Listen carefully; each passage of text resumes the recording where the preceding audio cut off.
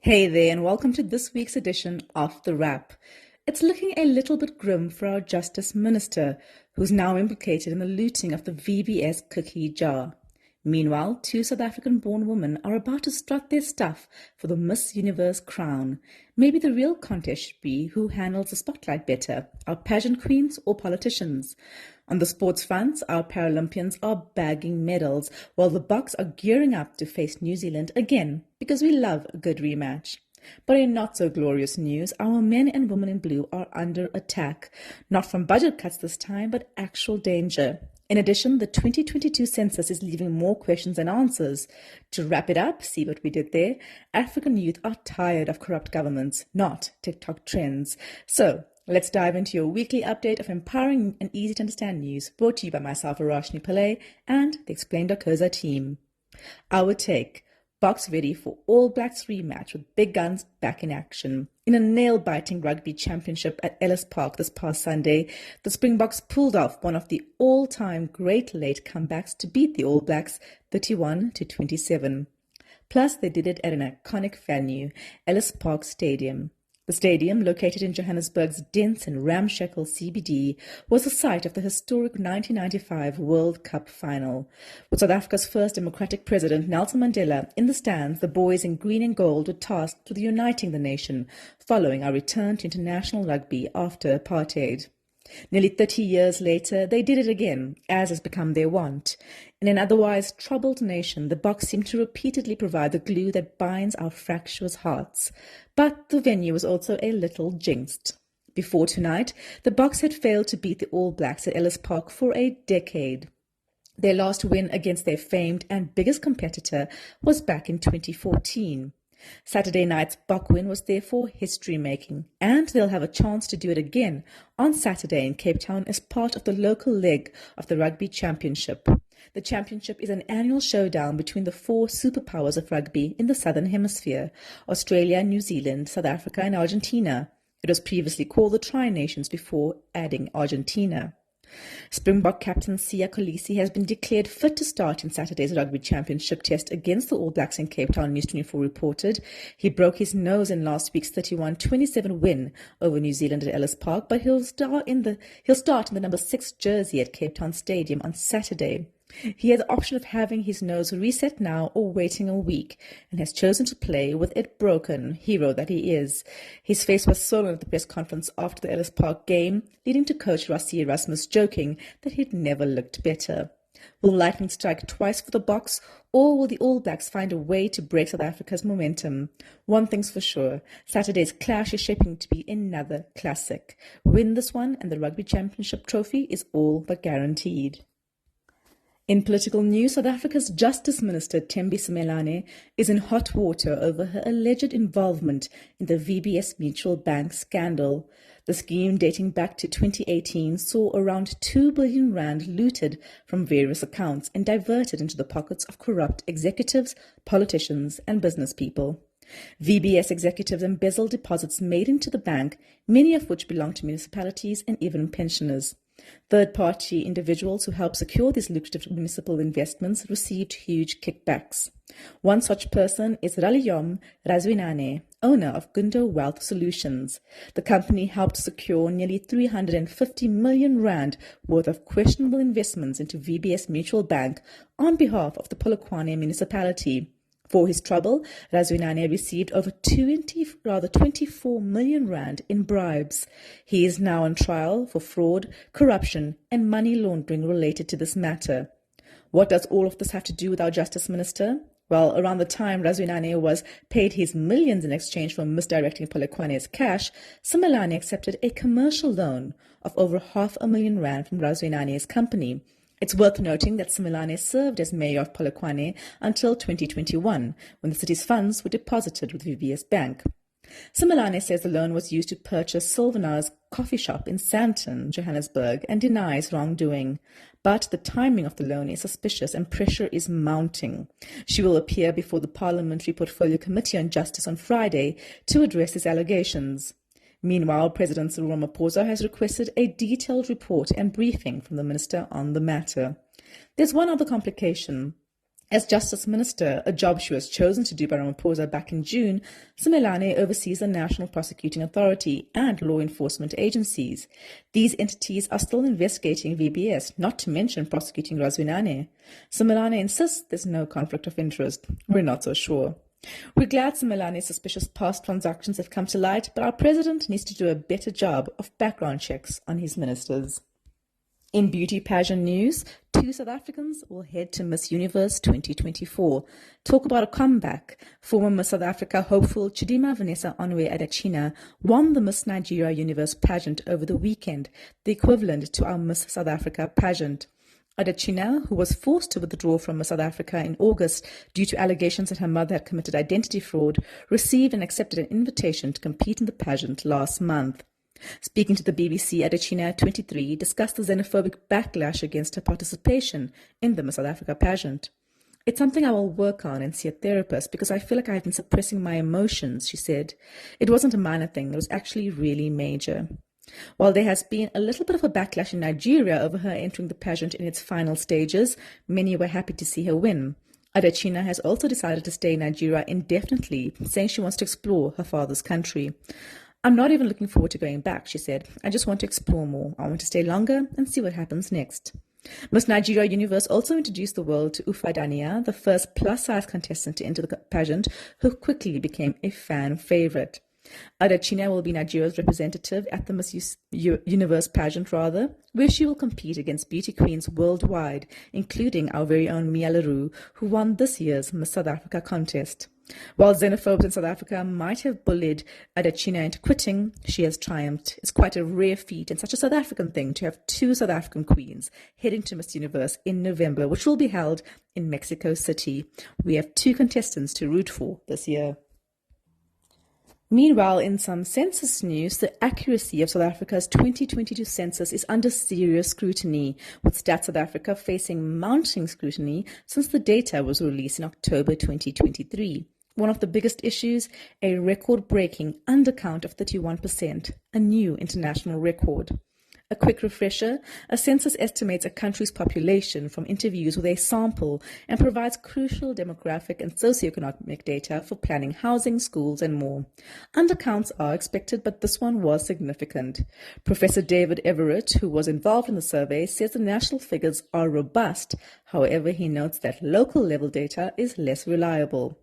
Professors Tom Moultrie and Rob Dorrington from UCT pointed out key reasons for the problematic count, starting with the pandemic.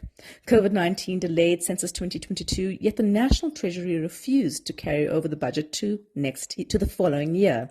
This rushed timing led to staffing issues, delayed training, and a scramble to conduct in-person data collection after plans for online data gathering fell short.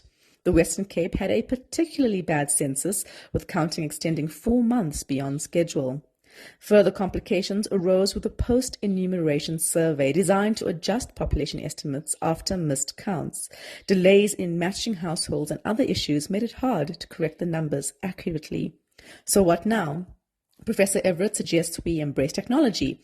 He recommends using government data and partnering with private companies to refine population estimates. StatsSA could also fully digitize future counts, tapping into the hours South Africa spends online. He also advocates using big data from sources like social media and transactions to improve future estimates, though this approach has not been fully adopted elsewhere yet. Moultrie and Dorrington from UCT agree that alternative population estimates are urgently needed to ensure better resource allocation. They also stress that the census data should be used cautiously until further investigations are conducted. Will there be another census soon? Highly unlikely. The next one's in 2032. Let's hope lessons are learned by then. Back to some sports news. Here in DNA Net RSA, Team South Africa turned up the heat at the Paris 2024 Paralympic Games and the World Athletics Under-20 Championships recently, from jaw-dropping victories to nail-biting finishes. First up, the Paralympics. South Africa has doubled its medal haul on day 7, reaching 4 medals. 6-time world champion paracyclist and Tokyo gold medalist Peter du Preez finished third in the men's H1 individual time trial, clocking in at 36 minutes and 7.05 seconds. Du Preez, affectionately known as Super Pete, finished 1 minute and 16 seconds behind the gold medalist winner. Meanwhile, the wheelchair tennis pair Lucas Etole and Donald Rampadi battled against Brazil in their bronze medal match. The historic win marks a significant milestone, the first ever medal for South Africa, and indeed Africa, in wheelchair tennis at the Paralympics. Of course, we can't forget the electrifying Mpumelelo Mhlongo, who clinched South Africa's first medal at the Games, a gold in the men's 100-meter sprint. Mhlongo, a Paralympic and world record holder, left his competition in the dust, finishing the race in 11.12 seconds. South Africa's medal tally did not stop there. Luzanne Coetzee, with her guide runner Erasmus Badenhorst, took bronze home in the women's 1,500-meter T11 final, setting a personal best of 4 minutes and 35 seconds. With even more events lined up, Team South Africa is poised to bring home even more medals from Paris. Meanwhile, our young people secured multiple medals, including 2 golds at the World Athletic Under-20 Championships held in Lima, Peru in the last week of August. They competed against over 1,700 athletes from 134 teams.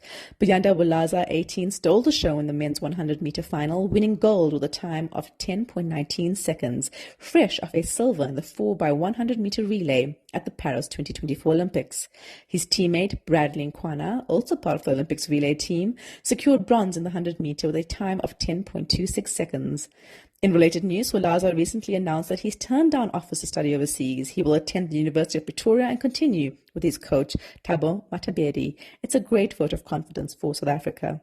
South Africa's medal haul continued with another goal in the men's 400 meters, courtesy for Deme Okon. The 18-year-old, who has Nigerian roots, clinched the gold with a time of 45.69 seconds.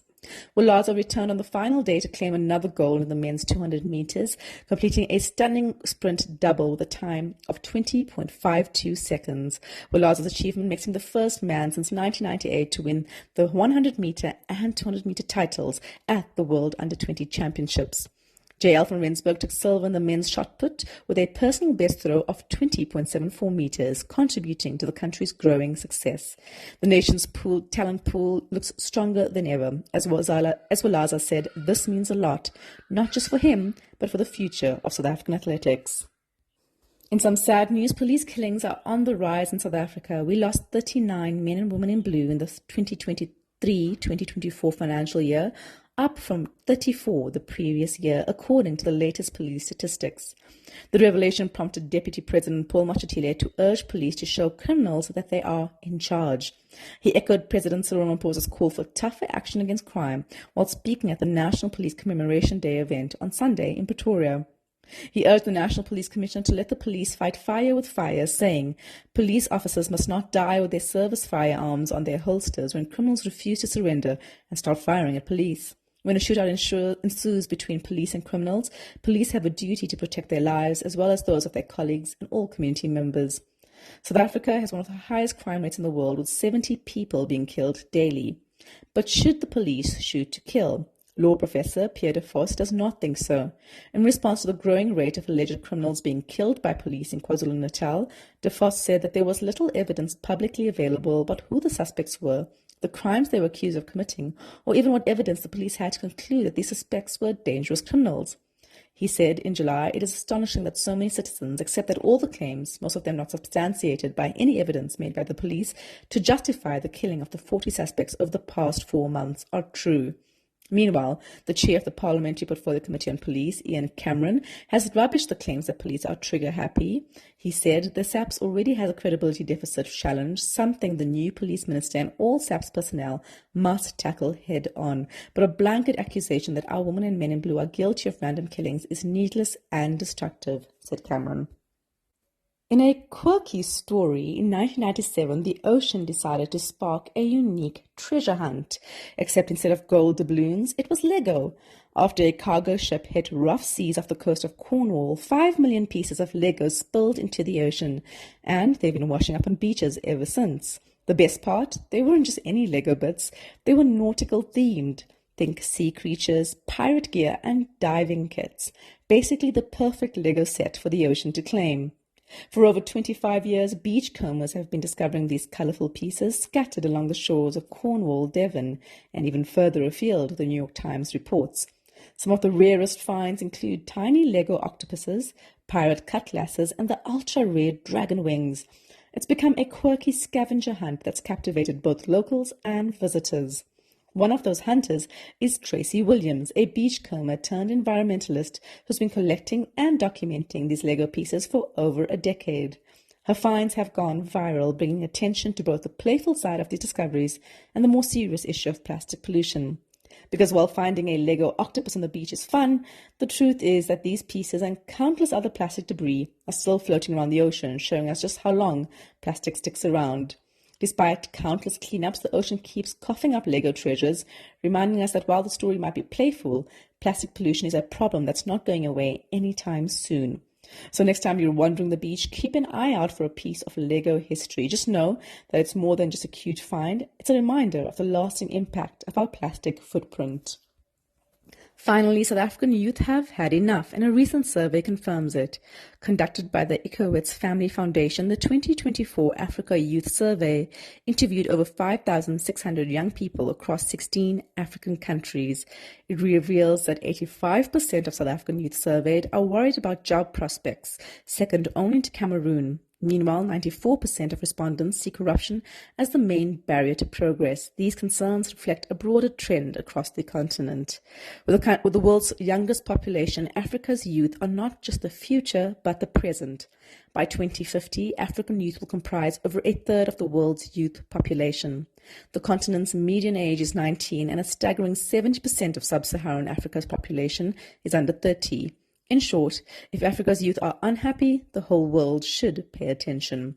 Corruption is the biggest elephant in the room. Almost 60% of all respondents are so frustrated that they're considering immigrating within 3 years, aiming for destinations like North America or Europe. These young people want stricter measures like banning corrupt officials from office. Hear, hear. Job scarcity was also a hot topic, and it's no wonder. South Africa's jobless rate climbed to 35.5%, with youth unemployment even higher at 35.2%. The problem is not just the lack of jobs, but a mismatch between education and labor market demands. Finding employment is tough for 73% of African youth, with half describing it as very difficult. In South Africa, it's 95%. Despite these challenges, there is hope across the continent. Afro-optimism, the belief that Africa is moving in the right direction, has increased from 31% in 2022 to 37% this year. Yet this optimism varies between countries. 91% of Rwandan youth feel hopeful, compared to just 16% in South Africa. This isn't just about jobs or corruption, it's about the future of an entire continent. Leaders both at home and abroad should be paying attention. And to the young people of South Africa, keep speaking up. Your voice matters now more than ever.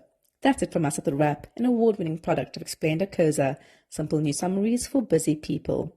Remember to share the love. Tell your friends to sign up for The Wrap at Explained.co.za/subscribe. Till next time, goodbye from the team.